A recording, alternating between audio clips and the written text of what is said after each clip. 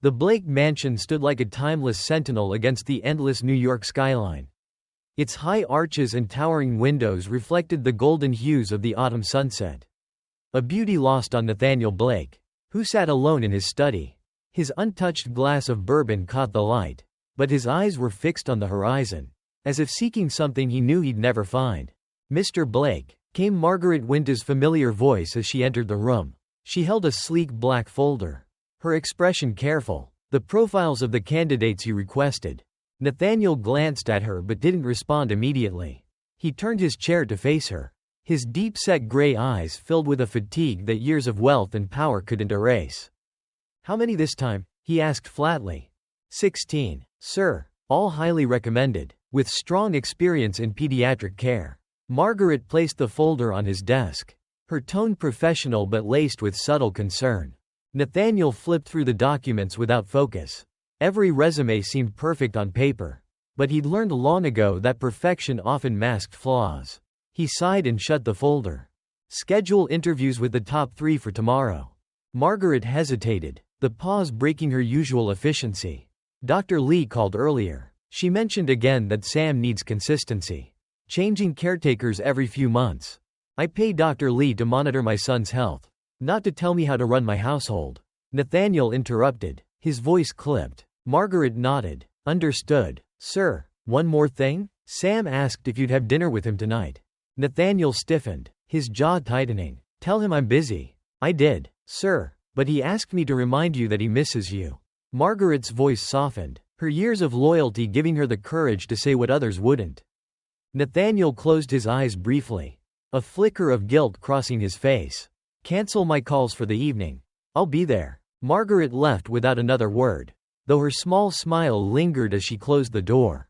Nathaniel descended the grand staircase just as the distant sound of Sam's wheezing cough echoed through the mansion.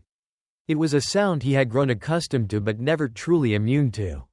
Rushing into the living room, he found Sam nestled in his favorite blanket, watching a documentary on sea creatures. "Dad," Sam's face lit up, his green eyes, a mirror of his late mother's, shining with a rare excitement. Nathaniel felt a familiar ache in his chest.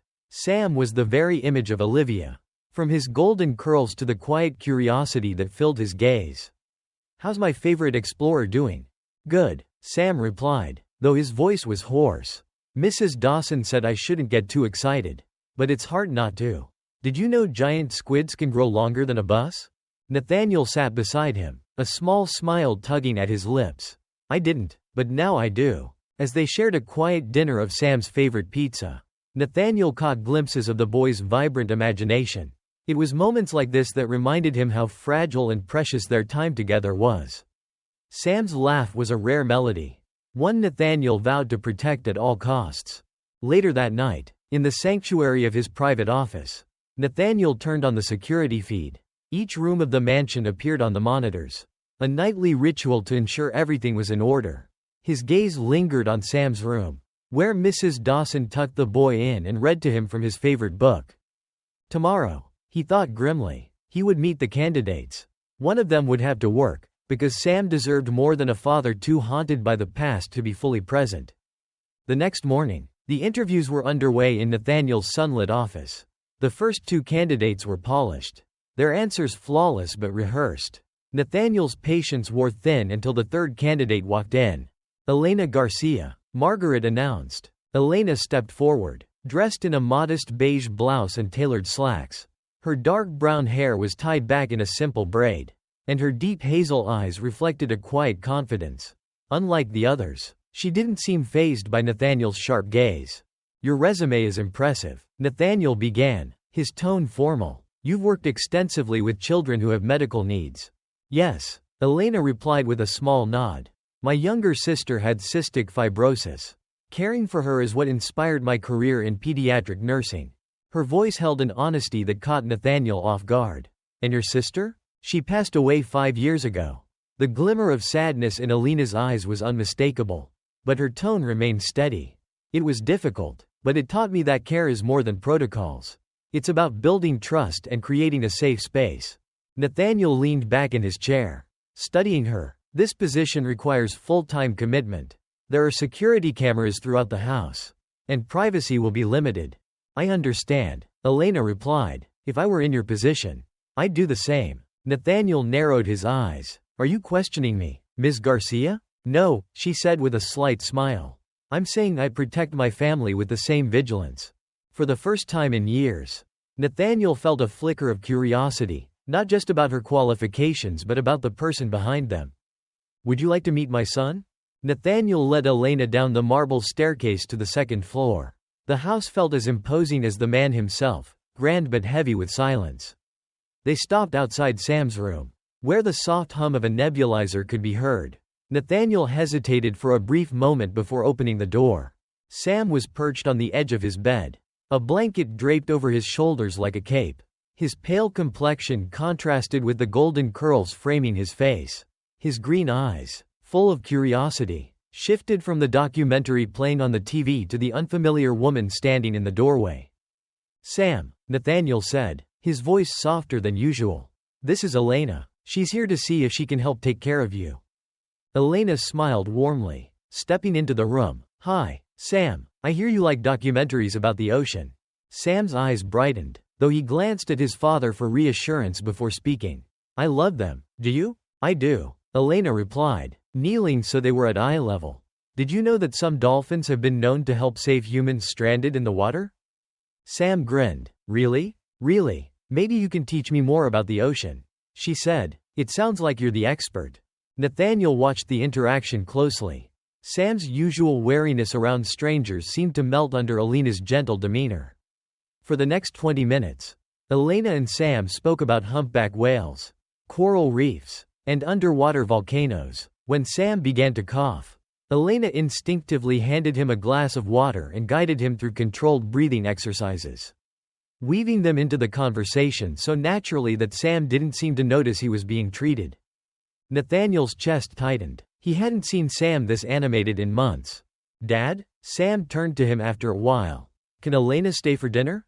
Nathaniel exchanged a glance with Elena, surprised by the request. We'll see, champ, he said, his voice gruff. As they left the room, Nathaniel paused in the hallway. You handled him well, he admitted, though his tone was cautious. Elena smiled faintly. Sam's a remarkable kid. He just needs someone who sees him, not just his condition. By the next morning, Elena had signed the employment contract and officially started her role. She moved into the small guest suite on the first floor, close enough to be available whenever Sam needed her but far enough to maintain some distance. Sam adjusted quickly to Elena's presence. She introduced small changes to his routine, turning his breathing exercises into games, weaving his medication schedule into storytelling, and even encouraging him to try mild stretches disguised as pirate exercises. Nathaniel observed from a distance, monitoring the interactions through the house's security cameras. But Elena wasn't one to shy away from addressing the cameras. One evening, as she helped Sam draw a picture of marine life, she glanced directly at the nearest lens and said, We're doing fine here, Mr. Blake, you can join us anytime. Nathaniel, watching from his office, frowned but couldn't suppress a flicker of a smile.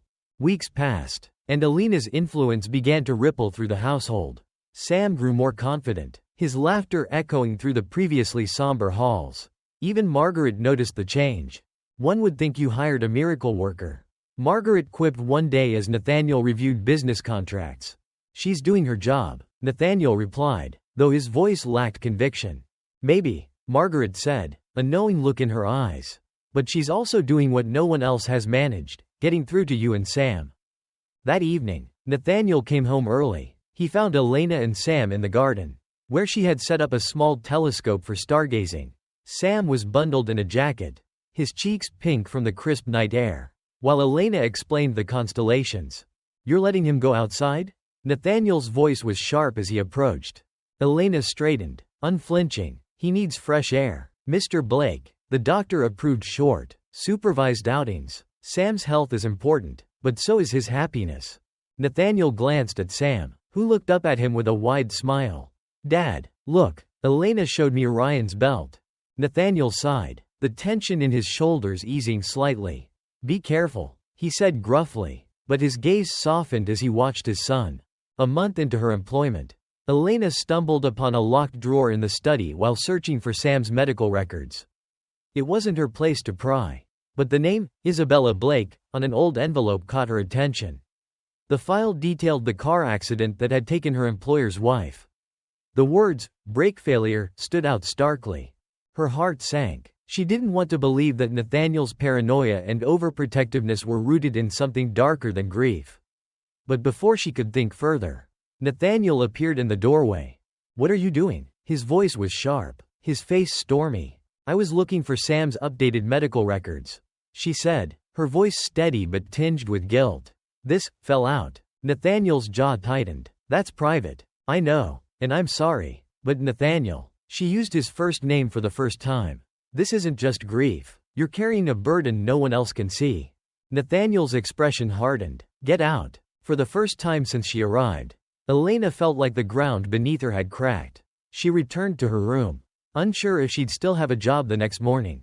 Surprisingly, Nathaniel didn't dismiss her. Instead, the next morning, he sought her out in Sam's room, where she was helping him with his reading. "Elena," he said after a long silence. "A word?" She nodded, following him to the balcony overlooking the estate. The air between them was heavy with unspoken tension. "You're right," he admitted at last. "There's more to this than grief. The accident wasn't an accident." Elena remained quiet, letting him gather his thoughts. "I built this fortress around Sam because I couldn't protect Isabella. Someone sabotaged the car, targeting me, but she paid the price." Elena's heart ached at his admission. "That wasn't your fault, Nathaniel. You're trying so hard to shield Sam. But you're forgetting that he doesn't just need safety, he needs you." Their eyes met, and for the first time, Nathaniel didn't look away. "I don't know how." "Then let me help you," she said softly, "not as an employee, but as someone who cares." Over the following weeks, Nathaniel allowed Elena to take on a larger role in Sam's care, both medically and emotionally. Despite his guarded nature, he found himself drawn to her resilience and the quiet strength she carried. For her part, Elena began to see the cracks in Nathaniel's armor, not weaknesses, but scars that told the story of a man who had lost too much and was terrified of losing more. One night, while Elena sat in the kitchen sipping tea after a particularly long day, Nathaniel appeared. He was rarely in the informal parts of the house, preferring his study or private office. "You're still awake," he said, his tone more conversational than usual. Elena smiled faintly. "Tea helps me unwind. Long day." He nodded, moving to pour himself a glass of water. "Sam mentioned you've been helping him with a project on marine life." "He's been researching whales," Elena said, her face lighting up. "He wants to present it to you when he's done. I think he's hoping you'll be proud." Nathaniel's expression softened. "I'm already proud of him. He needs to hear that from you," Elena said gently. Nathaniel leaned against the counter, his gray eyes meeting hers. "You seem to know what everyone needs." She shrugged. "I've spent most of my life taking care of others. It's instinct by now." "Who takes care of you?" he asked, his voice quiet but pointed. The question caught Elena off guard, and for a moment, she didn't know how to respond. "I guess I never thought about it," she admitted. "Well," he said, standing straight, "maybe it's time someone did." Their eyes lingered on each other for a beat too long before Nathaniel cleared his throat. "Good night, Elena." "Good night, Nathaniel." As he left the kitchen, Elena's heart was pounding. It was the first time she had seen a glimpse of the man behind the walls he had so carefully constructed. One crisp autumn morning, Elena brought up an idea that had been brewing in her mind. "Sam mentioned he's never been to the garden in the back. Why don't we take him there today?" Nathaniel frowned. "The air's too cold. It might trigger his asthma." Elena smiled gently. "I've checked the weather. It's a calm day. And I've prepared his inhaler and warm clothes. It'll do him good to feel the sun on his face." Nathaniel hesitated but eventually relented. "Fine, but only for 15 minutes. Elena beamed. "Thank you." They bundled Sam in a thick coat and scarf, and Elena led him outside while Nathaniel followed a few steps behind. The garden was overgrown in places but still beautiful, with vibrant autumn leaves scattered across the ground. Sam's eyes widened as he took in the space. "It's like a secret world," he said, his voice full of wonder. Elena smiled. "It is, and it's all yours to explore." For the next 20 minutes, they wandered through the garden. Sam pointed out colorful leaves, asking endless questions about the plants and trees. Nathaniel found himself relaxing, his usual anxiety fading as he watched his son's excitement.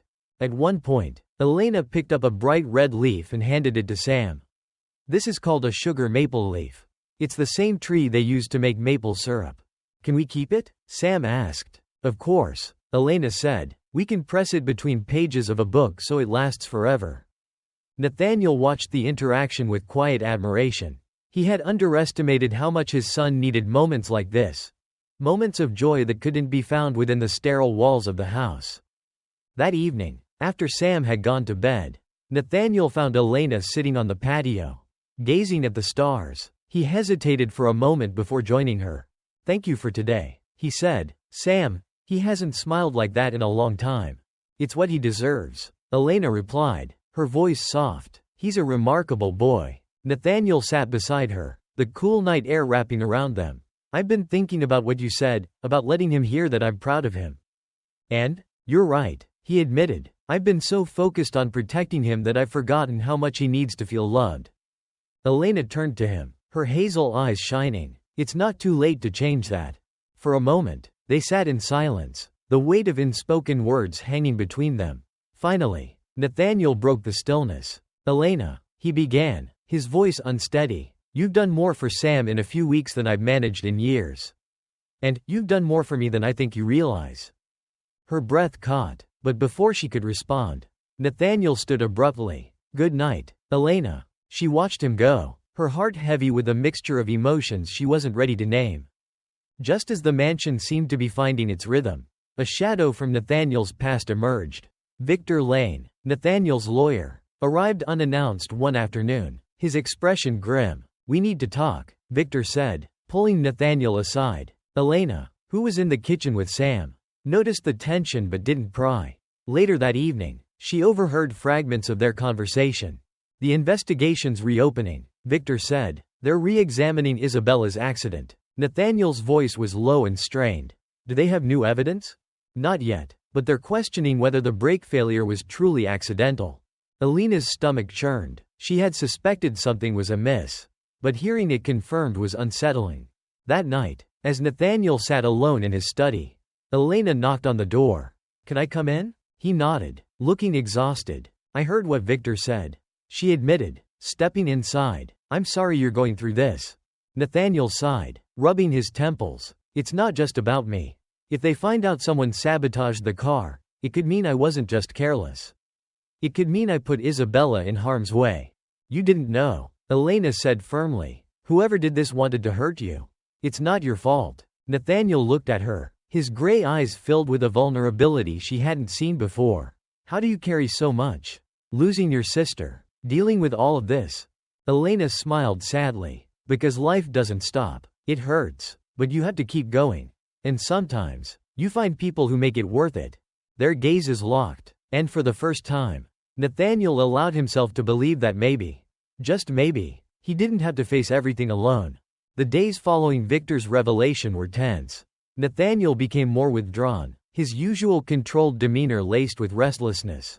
Elena, keenly observant, adjusted her approach. She gave him space but ensured that both he and Sam felt her presence in subtle, reassuring ways. One evening, as Sam worked on his marine project, Elena approached Nathaniel in his study. His desk was cluttered with documents, and he was staring blankly at a letter from Victor. "You can't carry this alone," she said softly, standing in the doorway. Nathaniel glanced up, his brow furrowed. "I don't have a choice." "You do," Elena insisted, stepping closer. "Sam and I are here for you. Let us help." Nathaniel leaned back in his chair, his exhaustion evident. "Elena, what if they find out I missed something? What if I'm responsible?" She knelt beside him, her eyes steady. "You're not responsible for someone else's cruelty. What happened to Isabella was tragic, but it wasn't your fault. And if there's anything I've learned, it's that guilt only grows heavier when you keep it locked inside." For the first time, Nathaniel let himself exhale the weight of his fears. "I've been so afraid of losing what little I have left." "You won't lose us," Elena said firmly. "We're not going anywhere." As if to shake off the gloom, Elena suggested a trip to the estate's large greenhouse the next day. It had been neglected for years. but she'd seen its potential during one of her walks with Sam. "Let's spend the day here," she proposed, looking at Nathaniel and Sam. "Fresh air, a little work, and some fun." Sam's eyes lit up at the idea. "Can we plant something?" "We'll clean up first," Elena said with a grin. "Then we'll plant whatever you want." Nathaniel hesitated but nodded. "All right." Together, the three of them spent the afternoon clearing weeds, arranging pots, and reviving the greenhouse. Sam laughed as he played in the soil, and even Nathaniel's guarded expression softened. At one point, Sam found a forgotten wooden bench covered in vines. "Can we keep this here?" he asked. Elena nodded. "It's perfect. We'll call it the memory bench. A place to sit and think." When the greenhouse was finally tidy, Sam planted a small lavender bush. "This is for Mom," he said solemnly. "She loved purple." Nathaniel's throat tightened. "She would have loved this." "Sam, you did well." For the first time, he hugged his son openly in front of Elena. The gesture wasn't lost on her, it was a small crack in Nathaniel's fortress, one she hoped would grow wider. That night, a sudden storm swept through the estate. The strong winds and heavy rain brought with it a sharp drop in temperature, triggering one of Sam's worst respiratory crises yet. Elena heard his coughing over the monitor and rushed to his room, finding Nathaniel already there, panicked and unsure. "Elena," he said, his voice shaking. "He's not breathing right." "Move," she said quickly. Taking control, she helped Sam into a sitting position, coaching him through his breathing. "Come on, Captain, let's dive to the surface." Nice and slow. Sam's tiny chest heaved as he struggled, and Elena glanced at Nathaniel. "Sit behind him. Hold him upright." Nathaniel obeyed, his arms steadying his son as Elena continued her soothing instructions. After a tense 15 minutes, Sam's breathing finally stabilized. He slumped against his father, exhausted but safe. Nathaniel's relief was palpable. "Thank you," he whispered. Elena shook her head. "You did this, Nathaniel. He felt your strength." Later, as they sat in the quiet of Sam's room, Nathaniel spoke. "You're not just helping him. You're helping me." Elena looked at him, her heart full. That's what families do. The bond between Nathaniel and Elena deepened after that night. They found themselves sharing moments that felt more natural, more intimate. Sam, ever perceptive, began to comment on it. "You like Elena, don't you?" he asked Nathaniel one morning as they ate breakfast. Nathaniel nearly choked on his coffee. "What? You do?" Sam said with a grin. "It's okay, Dad. Mom would like her too." Nathaniel didn't answer, but his mind churned with thoughts. Could Sam be right? Could he allow himself to feel something for Elena? A breakthrough in the investigation threw their tentative peace into turmoil. Victor arrived with news. The brake sabotage was linked to a disgruntled former employee of Nathaniel's company. "They've arrested him," Victor said, "but it raises questions about security." Nathaniel was furious, the weight of the revelation pressing down on him. "All this time, it could have been prevented. You couldn't have known," Elena said later as they spoke in the study. "You did everything you could after the accident." Nathaniel shook his head, but it wasn't enough. Elena stepped closer, placing a hand on his arm. "It's enough now. You're here for Sam. You've built a life for him. And you're letting people in. That's what matters." As the investigation wrapped up and life began to settle, Nathaniel found himself wanting more. One evening, after putting Sam to bed, he joined Elena on the patio. "Elena," he began, his voice unsteady, "you've changed everything. For me, for Sam, for this house." She smiled. "I think you were ready to change. I don't want you to leave," he continued, "not just for Sam, but for me." Her breath hitched. "Nathaniel, I'm not perfect," he said, taking her hand, "but I want to try. With you. For Sam. For us." Tears welled in Elena's eyes. "I'm not perfect either, but I'll stay." Months later, the Blake mansion was transformed. The once quiet halls now echoed with laughter. The garden and greenhouse flourished, and Sam's health improved steadily under the loving care of his father and Elena. One day, as they sat together on the memory bench, Sam handed them a drawing he had made. It showed the three of them under a bright sun, with a glowing figure above. "It's Mom," Sam said. "She's watching over us." Nathaniel pulled his son close, his heart full. "She'd be proud of you, Sam, of us." And as they sat together, a sense of peace settled over the Blake family, a reminder that love, no matter how scarred, could still find its way home.